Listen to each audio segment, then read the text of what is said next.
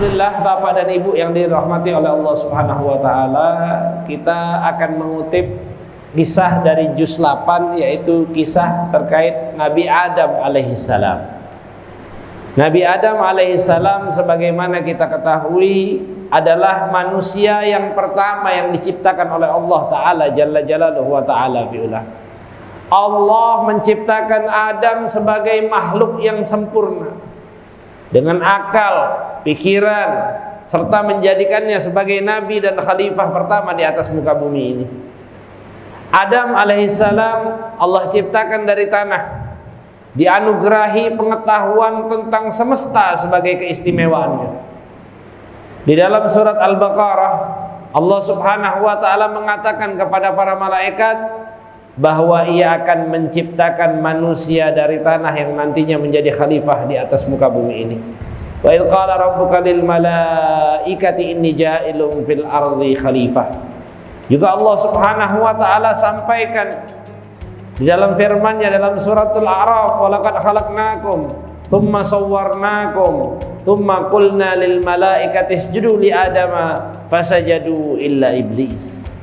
Allah Subhanahu wa taala menyatakan di dalam suratul A'raf tadi, kami telah menciptakan kalian dan kami telah gambarkan bagaimana kami cetakkan kalian dengan gambaran tersebut. Dan kami sampaikan kepada para malaikat, usjudu li Adam, sujudlah kalian kepada Adam. Fasajadu illa iblis, malaikat sujud semuanya kecuali iblis. Lam yakun minas sajidin, dia tidak termasuk orang-orang yang sujud kepada Adam. Maka setelah Nabi Adam alaihissalam diciptakan, Allah Ta'ala memerintahkan kepada para malaikat dan iblis untuk sujud kepadanya. Meskipun malaikat tadi sebagaimana kita ketahui Allah ciptakan dari cahaya, mereka tetap taat pada perintah Allah. Para malaikat kemudian bersujud kepada Nabi Adam alaihissalam. Namun iblis menolak secara serta-merta untuk sujud kepada Adam alaihissalam karena ia merasa derajatnya lebih tinggi. Iblis memang diciptakan dari api. Oleh karena itu ia menolak untuk bersujud pada Nabi Adam alaihissalam. Dan Nabi Adam alaihissalam diciptakan dari tanah, dianggap lebih hina kemuliaannya oleh iblis.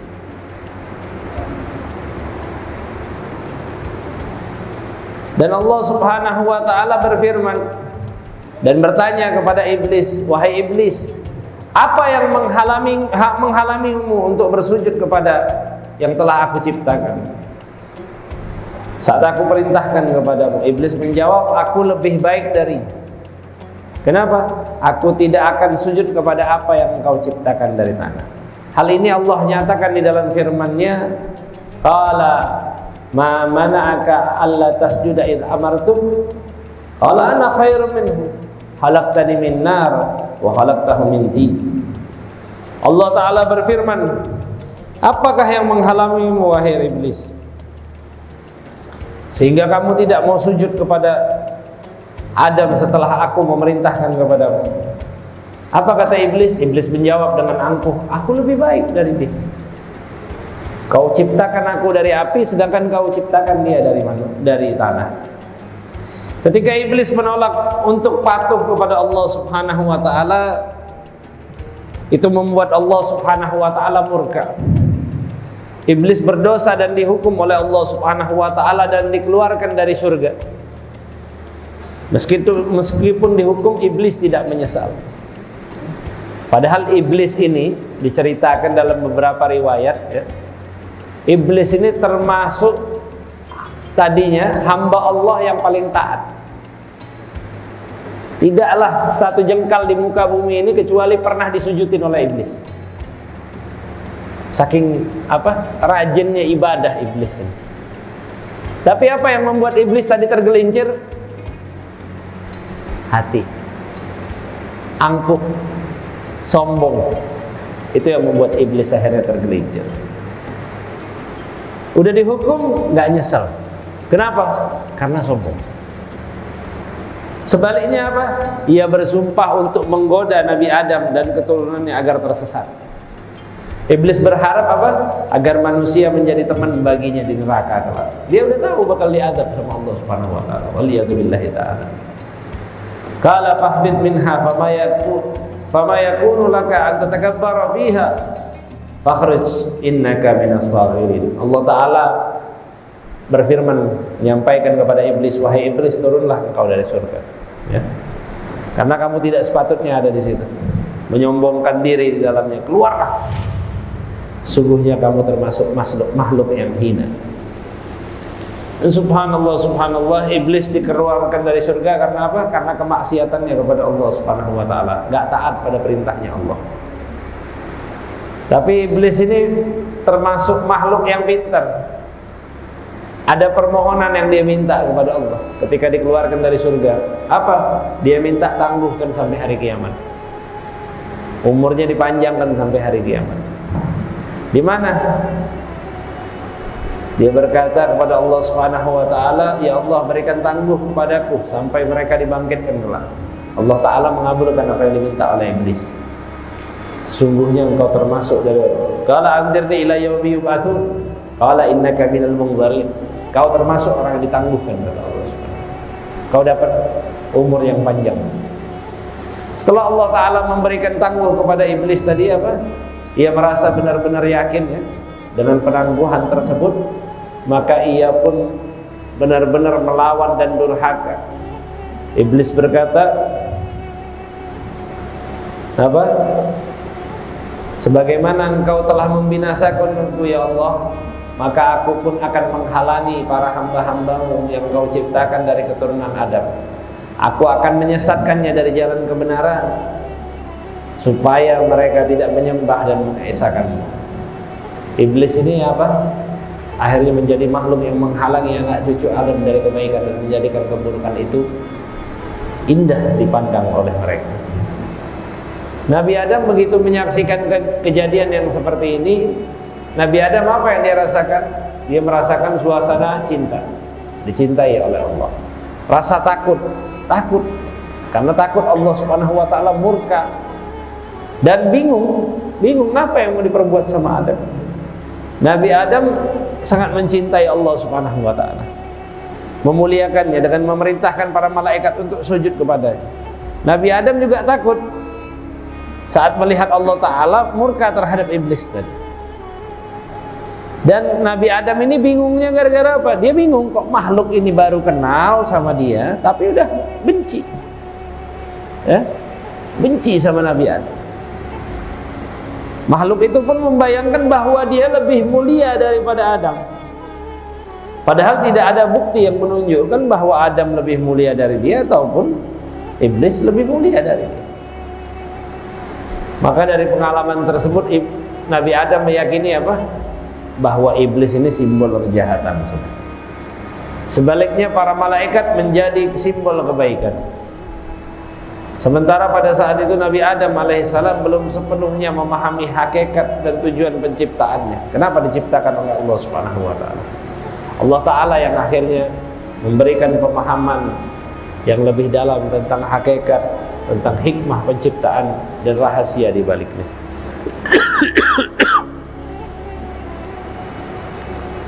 Allah taala memberikan keistimewaan kepadanya untuk memahami dan merangkum konsep-konsep dalam bentuk simbol-simbol dan nama-nama.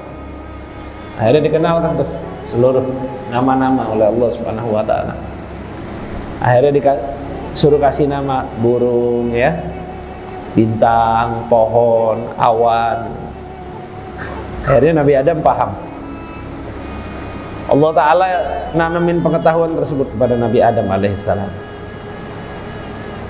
Keinginan untuk belajar ya, itu Allah tanamkan kepada Adam. Maka inilah tujuan daripada penciptaannya Adam alaihissalam. Allah berikan akal, pikiran, agar apa? Agar manusia ini bisa mematuhi terhadap Allah Subhanahu wa taala sesuai bagaimana naluri kehidupannya. Dan inilah rahasia penghormatan para malaikat kepada Adam alaihissalam. Nabi Adam kadang tahu ya nama-nama daripada itu, dan terkadang dia berkomunikasi dengan para malaikat. Tapi malaikat apa kerjaannya? Malaikat ini kerjaannya ibadah. Akhirnya malaikat ini sibuk ya. Sibuk ibadah sama Allah Subhanahu wa taala. Kadang Adam ngerasa kesepian. Begitu Adam kesepian apa? Adam lagi tidur, Allah Subhanahu wa taala ciptakan salah satu makhluk dari tulang rusuknya Adam. Siapa yang diciptakan oleh Allah? Yang Allah ciptakan adalah seorang perempuan.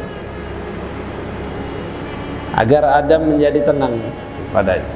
Tatkala ia bangun, subhanallah, subhanallah, ia mendapati seorang perempuan dengan mata yang indah, ya, tampak penuh kasih sayang. Nabi Adam mengatakan, "Ngapain engkau di sini?" katanya. "Kenapa kau ada berada di sisiku?" katanya. "Apakah kamu datang di tengah-tengah tidurku?" "Iya." Jawab, "Iya. Aku ini datang di tengah tidurmu." katanya. "Dari mana kamu datang?" Dia menjawab, "Aku datang dari dirimu. Allah Ta'ala menciptakan aku darimu, yaitu dari tulang rusukmu." Dan Nabi Adam bertanya kepada Hawa, kenapa kau diciptakan oleh Allah? Karena agar engkau merasa tentram denganku. Dan Nabi Allah Subhanahu wa taala mengatakan, "Alhamdulillah, memang aku merasa kesepian," katanya. "Dengan adanya dirimu ini kayaknya aku merasa terhibur," kata Nabi Adam. Dan Allah Ta'ala nikahkan akhirnya Nabi Adam dengan Hawa, ya, dengan perempuan tersebut. Dan para malaikat nanya kepada Adam, "Namanya siapa?" katanya. "Namanya Hawa." "Kenapa namanya Hawa, wahai Adam?" "Karena dia diciptakan saat aku ini masih dalam keadaan hidup." Dan Nabi Adam adalah makhluk yang suka kepada pengetahuan, ya. Suka sekali kepada pengetahuan. Maka ia membagi pengetahuannya kepada Hawa. Dan dia menceritakan apa yang diketahuinya kepada Hawa tersebut, sehingga Hawa ini benar-benar cinta kepada Adam. Dan Nabi Adam dan Hawa ini tinggal di surga, ya, masuk ke dalam surga, merasakan kenikmatan dari Allah Subhanahu wa taala, merasakan pengalaman-pengalaman yang berharga. Kehidupan Adam dan Hawa juga dipenuhi dengan kebebasan yang tidak terbatas.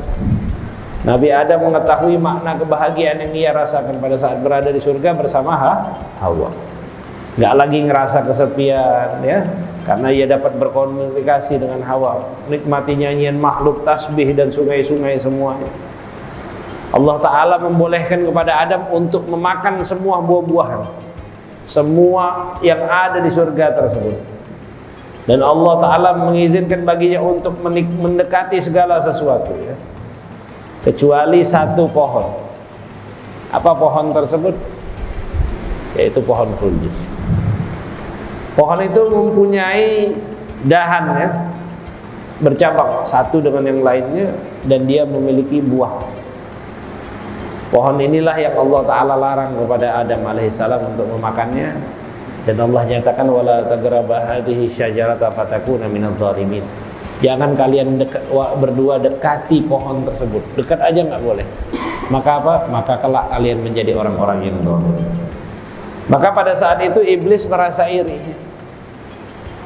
dan berusaha untuk menipu, ya, menggoda, memperdaya keduanya agar apa? Agar dapat merampas semua kenikmatan dan pakaian yang bagus dari keduanya.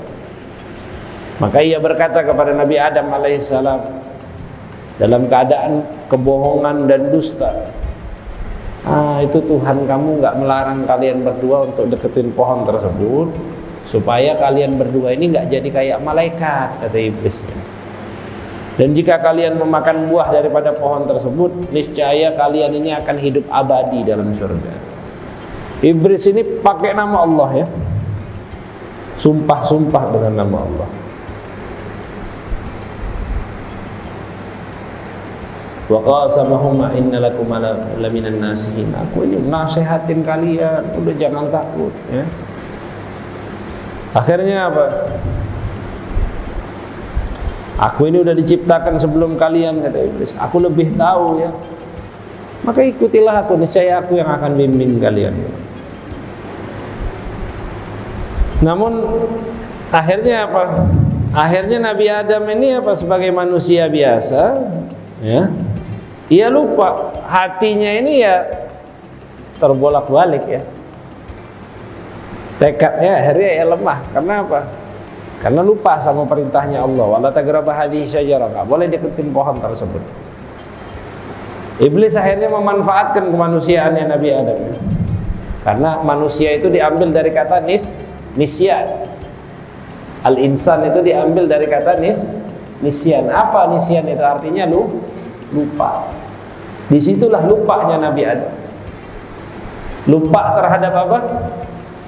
Terhadap larangannya Allah Subhanahu wa ta'ala. Makanya ya kita sifat manusia ini kadang kita ya bisa aja taat, tapi sama larangan kita sering lupa. Sama taat bisa kerjain kita, tapi maksiat susah untuk dihindari. Nah, apalagi sudah nggak ngerjain taat, maksiat pula. La ilaha illallah. Akhirnya apa? Akhirnya iblis ngumpulin segala kedengkian yang ada di dalam hatinya. Iblis terus berusaha membangkitkan keraguan dalam diri Adamnya, diragu-ragu. Itu yang aku tunjukin sama kamu itu pohon keabadian. Udah kau makan aja, dan kau akan diberikan kekuasaan yang tidak akan sirna. Percaya aku. Nabi Adam mulai bertanya-tanya dalam hatinya, bagaimana jika dia benar-benar makan buah tersebut? Makin penasaran. Manusia ini yang kalau paling rusak itu di apa? Digugah yang namanya rasa penasaran, rasa ingin tahu, ingin coba. Akhirnya apa? Mungkin itu memang merupakan pohon keabadian, kata Adam dalam hatinya. Nabi Adam juga selalu bermimpi-mimpi ya, pengen nikmatin terus ini ke nikmatan yang ada di dalam surga ini. Akhirnya berlalulah di mana waktu Adam dan Hawa kepikiran pikirin terus tentang buah khuldi tersebut. Gimana itu? Akhirnya suatu hari udah Adam sama Hawa ini ya udah punya keputusan, ya udah kalau seandainya kita bakal makan buah tersebut nggak apa-apalah. Mereka lupa bahwa Allah sudah memperingatkan mereka untuk menjauhinya. Makanya dinamakan apa? Manusia tadi nisyan, lupa. Ya? Dan mereka lupa bahwa iblis ini musuh sejak dahulu kala. Musuh yang telah mengacungkan permusuhan dengan Allah malahan, dengan Tuhannya Adam, bukan hanya dengan Adam tapi dengan Tuhannya Adam. Maka apa? Nabi Adam akhirnya ngulurkan tangannya ke pohon tersebut, memetik salah satu buahnya. Kemudian apa? Kemudian dikasihkan sama Hawa. Akhirnya mereka berdua barengan makan buah tersebut. Apa yang terjadi? Belum selesai Nabi Adam alaihissalam makan buah tersebut, ia merasakan penderitaan yang teramat luar biasa. Kesedihan, rasa malu ya. Berubahlah keadaan di sekitarnya.